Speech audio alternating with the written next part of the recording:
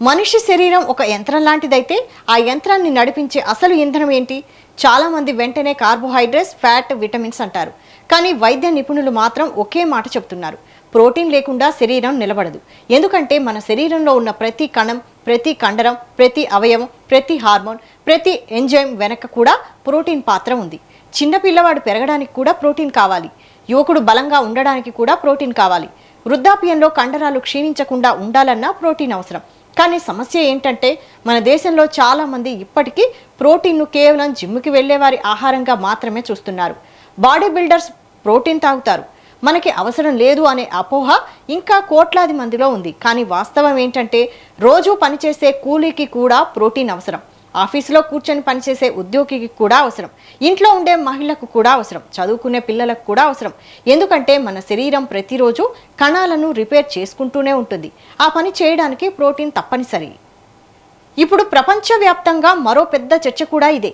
మనుషులు ఎక్కువ కాలం ఆరోగ్యంగా ఎలా బతకాలి, వయసు పెరిగినా బలహీనత రాకుండా ఎలా ఉండాలి అనే ప్రశ్నలకు చాలా మంది నిపుణులు ఒకే సమాధానం చెప్తున్నారు: సరైన ప్రోటీన్. ఎందుకంటే వయసు పెరిగే కొద్దీ మన కండరాలు సహజంగానే తగ్గిపోతాయి. దాన్ని మజిల్ లాస్ అంటారు. అదే సమయంలో చాలా మంది భారతీయుల ఆహారంలో కార్బోహైడ్రేట్స్ ఎక్కువగా, ప్రోటీన్ చాలా తక్కువగా ఉంటుంది. ఉదయం ఇడ్లీ, మధ్యాహ్నం అన్నం, రాత్రి చపాతీలు ఇలా కడుపు నిండినా శరీరానికి అవసరమైన ప్రోటీన్ మాత్రం అందకపోవచ్చు. అందుకే ఇప్పుడు వైద్యులు హెచ్చరిస్తున్నారు: ప్రోటీన్ లోపం అనేది కేవలం బలహీనత సమస్య కాదు, అది భవిష్యత్తులో పెద్ద ఆరోగ్య సమస్యలకు మొదటి సంకేతం కావచ్చు. శరీరం అలసిపోవడం, చిన్న పనికే నీరసం రావడం, జుట్టు రాలడం, తరచూ జలుబు రావడం, గాయాలు ఆలస్యంగా మారడం ఇవన్నీ కొన్నిసార్లు ప్రోటీన్ లోపానికి సంకేతాలై ఉండొచ్చు. మన శరీరానికి ప్రోటీన్ ఎందుకు అంత ముఖ్యమో అర్థం చేసుకోవాలంటే ముందు మన శరీర నిర్మాణాన్ని అర్థం చేసుకోవాలి. మన కండరాలు, చర్మం, జుట్టు, గోళ్ళు, రక్తంలోని కొన్ని భాగాలు ఇవన్నీ ప్రోటీన్తోనే నిర్మితమవుతాయి. శరీరంలో దెబ్బతిన్న కణాలను రిపేర్ చేయడం నుంచి కొత్త కణాలను తయారు చేయడం వరకు ప్రతి ప్రక్రియలో ప్రోటీన్ పాత్ర ఉంటుంది. అంతేకాదు, మన శరీరంలో రోగాలతో పోరాడే యాంటీబాడీలు కూడా ప్రోటీన్ ఆధారంగానే తయారవుతాయి. ఒక ఉదాహరణ తీసుకుంటే మనిషికి గాయమైతే ఏమవుతుంది? కొత్త కణజాలం తయారవ్వాలి, చర్మం మళ్ళీ ముడుచుకోవాలి. దానికి శరీరానికి నిర్మాణ పదార్థం కావాలి, అదే ప్రోటీన్. అందుకే ప్రోటీన్ తక్కువగా ఉన్న వారిలో గాయాలు ఆలస్యంగా మారుతుంటాయి.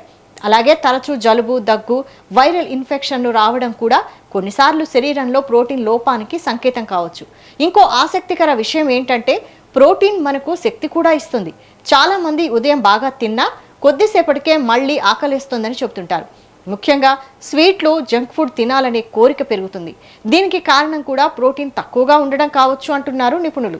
ఎందుకంటే ప్రోటీన్ ఎక్కువసేపు కడుపు నిండిన భావన ఇస్తుంది. అదే కార్బోహైడ్రేట్స్ ఎక్కువైతే రక్తంలో చక్కెర స్థాయిలు త్వరగా మారిపోతాయి, మళ్ళీ ఆకలి వేస్తుంది. ఇప్పుడు ప్రపంచవ్యాప్తంగా ఫిట్నెస్ రంగంలో ఒక పెద్ద మార్పు వచ్చింది. ముందు బరువు తగ్గడమే లక్ష్యంగా చూసేవారు. ఇప్పుడు మాత్రం ఫ్యాట్ తగ్గినా మజిల్ తగ్గకూడదు అని చెప్తున్నారు. ఎందుకంటే కండరాలు బలంగా ఉంటేనే వయసు పెరిగినా శరీరం యాక్టివ్గా ఉంటుంది. అందుకే ప్రోటీన్ను ఇప్పుడు లాంగ్ లైఫ్ న్యూట్రియంట్ అని కూడా పిలుస్తున్నారు. ప్రోటీన్ లోపం శరీరంలో ఎలా కనిపిస్తుంది అన్న ప్రశ్న చాలా కీలకం. ఎందుకంటే చాలామంది తమకు ప్రోటీన్ తక్కువగా ఉందని కూడా గుర్తించరు. సాధారణ అలసటగా తీసుకుంటారు. కానీ శరీరం చాలా ముందుగానే సంకేతాలు ఇస్తుంటుంది. మొదటిగా కనిపించే లక్షణం కండరాల బలహీనత. శరీరంలో ప్రోటీన్ తక్కువైతే బాడీ తన అవసరాల కోసం కండరాల్లో నిల్వ ఉన్న ప్రోటీన్ను వాడడం మొదలు పెడుతుంది. ఫలితంగా మజిల్ మాస్ తగ్గుతుంది. చేతులు, కాళ్ళు బలహీనంగా అనిపిస్తాయి. చాలామందికి చిన్న పనికే అలసట వస్తుంది. మెట్లు ఎక్కినా ఊపిరితిత్తులు ఆగుతాయి. రోజంతా నీరసంగా ఉంటుంది. దీనికి కారణం కేవలం నిద్రలేమి కాదు, కొన్నిసార్లు తగ్గిన ప్రోటీన్ లేకపోవడం కూడా కావచ్చు. ముఖ్యంగా వృద్ధుల్లో ఇది ఎక్కువగా కనిపిస్తుంది. అందుకే డాక్టర్లు ఇప్పుడు వృద్ధులకు కూడా ప్రోటీన్ డైట్పై ప్రత్యేకంగా దృష్టి పెడుతున్నారు. ఇంకో ముఖ్యమైన లక్షణం జుట్టు రాలడం.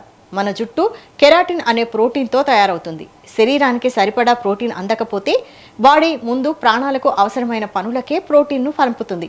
ఫలితంగా జుట్టుకు, గోళ్లకు సరైన పోషణ అందదు. జుట్టు పల్చబడడం, గోళ్లు సులభంగా విరగడం, చర్మం పొడిబారడం మొదలవుతాయి. అలాగే తరచూ జబ్బులు రావడం కూడా ఒక పెద్ద సంకేతం. ఎందుకంటే ఇమ్యూనిటీకి అవసరమైన యాంటీబాడీలు కూడా ప్రోటీన్ ఆధారంగానే తయారవుతాయి. అందుకే ప్రోటీన్ తక్కువగా ఉన్నవారికి వాతావరణం మారినా జలుబు, జ్వరం రావడం ఎక్కువగా ఉంటుంది. ఇప్పుడున్న జీవన శైలిలో మరో పెద్ద సమస్య ఏంటంటే మనం కడుపు నిండే ఆహారం తింటున్నాం కానీ శరీరానికి అవసరమైన పోషకాలు అందించడం లేదు. ముఖ్యంగా ప్రోటీన్ విషయంలో ఇదే పరిస్థితి కనిపిస్తోంది. ఉదయం టీతో 2 బిస్కెట్లు, మధ్యాహ్నం అన్నం ఎక్కువ, పప్పు తక్కువ, రాత్రి ఫాస్ట్ ఫుడ్, ఇలా రోజులు గడుస్తున్నాయి. కానీ మన శరీరం మాత్రం నిశ్శబ్దంగా హెచ్చరికలు ఇస్తూనే ఉంటుంది. అలసటగా అనిపించడం, చిన్న పని చేసినా నీరసం రావడం, జుట్టు రాలిపోవడం, గోళ్లు బలహీనపడడం, గాయాలు త్వరగా మానకపోవడం, ఇవన్నీ కేవలం వయసు ప్రభావం కాదు. చాలా సందర్భాల్లో ఇవి ప్రోటీన్ లోపానికి సంకేతాలు. మన శరీరంలోని ప్రతి కణంలోనూ ప్రోటీన్ పాత్ర ఉంటుంది. కండరాలు, హార్మోన్లు, యాంటీబాడీలు, చర్మం, జుట్టు ఇవన్నీ ప్రోటీన్ మీదే ఆధారపడతాయి. అందుకే డాక్టర్లు ప్రోటీన్ను బాడీ బిల్డర్ల ఆహారం కాదు, ప్రతి మనిషికి అవసరమైన ప్రాథమిక పోషకం అంటున్నారు. భారతదేశంలో ముఖ్యంగా మధ్యతరగతి పేద కుటుంబాల్లో కార్బోహైడ్రేట్స్ ఎక్కువగా ఉండే ఆహారం తీసుకునే అలవాటుంది. అన్నం, రోటీ, బంగాళాదుంపలు ఇవి కడుపు నింపుతాయి. కానీ కండరాలకు కావలసిన నిర్మాణ పదార్థం మాత్రం ఇవ్వవు. అదే ప్రోటీన్. ప్రపంచ ఆరోగ్య నిపుణుల ప్రకారం సాధారణంగా ఒక మనిషికి ప్రతి కిలో బరువుకి సుమారు 0.8 గ్రాముల నుంచి 1 గ్రాము వరకు ప్రోటీన్ అవసరం ఉంటుంది. అంటే 60 కిలోల బరువున్న వ్యక్తికి కనీసం 50 నుంచి 60 గ్రాముల ప్రోటీన్ అవసరం. కానీ చాలామంది ఆ స్థాయికి చేరుకోవడం లేదు. ముఖ్యంగా శాకాహారుల్లో ఈ లోపం ఎక్కువగా కనిపిస్తోందని పోషకాహార నిపుణులు చెబుతున్నారు. ఎందుకంటే చాలామంది ప్రోటీన్ అంటే కేవలం చికెన్ లేదా మాంసం అనుకుంటారు. కానీ నిజానికి పప్పులు, శనగలు, పెసలు, సోయా, పాలు, పెరుగు, వేరుశనగలు, గుడ్లు ఇవన్నీ చౌకగా దొరికే అద్భుతమైన ప్రోటీన్ వనరులు. ఇంకో ఆసక్తికర విషయం ఏంటంటే శరీరంలో ప్రోటీన్ తక్కువైతే మన మెదడు కూడా ప్రభావితం అవుతుంది. చిరాకు పెరగడం, ఫోకస్ తగ్గిపోవడం, మూడ్ స్వింగ్స్ రావడం కూడా కొన్ని సందర్భాల్లో పోషకాహార లోపంతో సంబంధం ఉంటుందని నిపుణులు చెబుతున్నారు. ముఖ్యంగా పిల్లల్లో ప్రోటీన్ లోపం ఉంటే ఎదుగుదల మందగిస్తుంది. వృద్ధుల్లో అయితే కండరాలు క్షీణించడం వేగంగా జరుగుతుంది. అందుకే ఇప్పుడు ప్రపంచవ్యాప్తంగా మజిల్ హెల్త్ మీద ఎక్కువ చర్చ జరుగుతోంది. ఒకప్పుడు ఫిట్నెస్ అంటే కేవలం బరువు తగ్గడమే అనుకునేవారు. కానీ ఇప్పుడు బలం, కండరాల ఆరోగ్యం, శరీర సామర్థ్యం కూడా అంతే ముఖ్యమని అవగాహన పెరుగుతోంది. ఇప్పటి సోషల్ మీడియా కాలంలో మరో పెద్ద ట్రెండ్ ఏమిటంటే హై ప్రోటీన్ డైట్. జిమ్ వీడియోలు, fitness reels, body transformation stories చూసి చాలామంది ఒక్కసారిగా ప్రోటీన్ పౌడర్లు, సప్లిమెంట్స్ వైపు పరుగులు తీస్తున్నారు. కానీ ఇక్కడే నిపుణులు ఒక ముఖ్యమైన హెచ్చరిక చేస్తున్నారు. ప్రతి ఒక్కరికి ఖరీదైన సప్లిమెంట్ అవసరం ఉండదు. సహజ ఆహారంతోనే చాలా వరకు ప్రోటీన్ అవసరాన్ని తీర్చుకోవచ్చు. ఉదయం 2 గుడ్లు, మధ్యాహ్నం పప్పు, సాయంత్రం వేరుశనగలు లేదా మొలకలు, రాత్రి పెరుగు, ఇలా ప్లాన్ చేసుకుంటే తక్కువ ఖర్చుతో మంచి ప్రోటీన్ తీసుకోవచ్చు. భారతదేశంలో అందుబాటులో ఉండే అత్యంత చౌకైన ప్రోటీన్ ఫుడ్లలో గుడ్డు ముందుంటుంది. ఒక గుడ్డులో సుమారు 6 గ్రాముల ప్రోటీన్ ఉంటుంది. అదే సోయా చంక్స్ అయితే 100 గ్రాముల్లోనే 50 గ్రాములకు పైగా ప్రోటీన్ ఉంటుంది. అందుకే దీనిని పేదల పన్నీర్ అని కూడా పిలుస్తారు. మన దేశంలో ఒకప్పుడు శారీరక శ్రమ ఎక్కువగా ఉండేది. వ్యవసాయం, నడక, కూలి పనులు, వీటి వల్ల శరీరం సహజంగానే బలంగా ఉండేది. కానీ ఇప్పుడు ఉద్యోగాలు ఎక్కువగా కూర్చునే విధంగా మారిపోయాయి. పిల్లలు కూడా బయట ఆడుకోవడం తగ్గించారు. ఫిజికల్ యాక్టివిటీ తగ్గిపోయినప్పుడు కండరాల బలం మరింత ముఖ్యమవుతుంది. ఎందుకంటే కండరాలు కేవలం బలం కోసం మాత్రమే కాదు, మెటబాలిజం, షుగర్ కంట్రోల్, శరీర సమతుల్యత కోసం కూడా అవసరం. ప్రోటీన్ తక్కువగా తీసుకుంటే శరీరం నెమ్మదిగా కండరాలను కరిగించడం ప్రారంభిస్తుంది. అందుకే చాలామంది బరువు ఎక్కువగా ఉన్నా బలహీనంగా కనిపిస్తారు. దీనిని ఇప్పుడు స్కిన్నీ ఫ్యాట్ అనే పదంతో కూడా వివరిస్తున్నారు.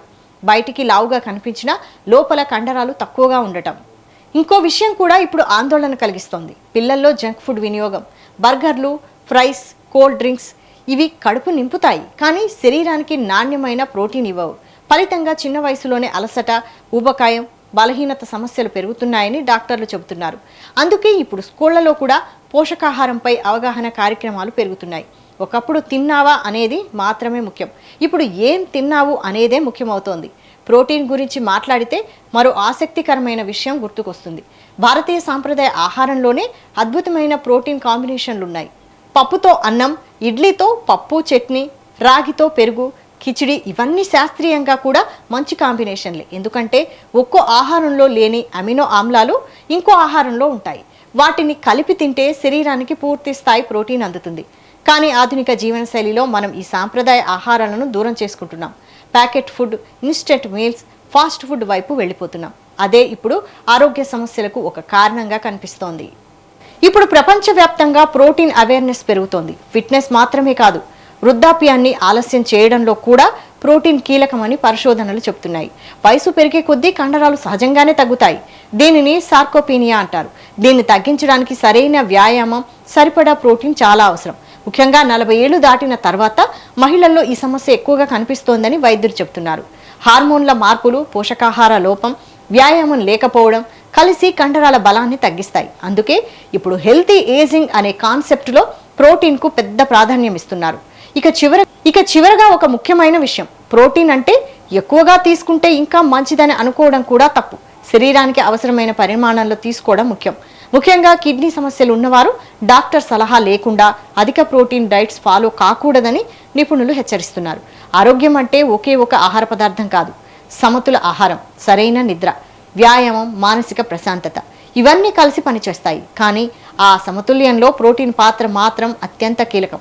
ఎందుకంటే మన శరీరం నిలబడే ప్రతి కణానికి, ప్రతి కండరానికి, ప్రతి రక్షణ వ్యవస్థకు ప్రోటీన్ ఒక మైన శక్తిలా పనిచేస్తోంది.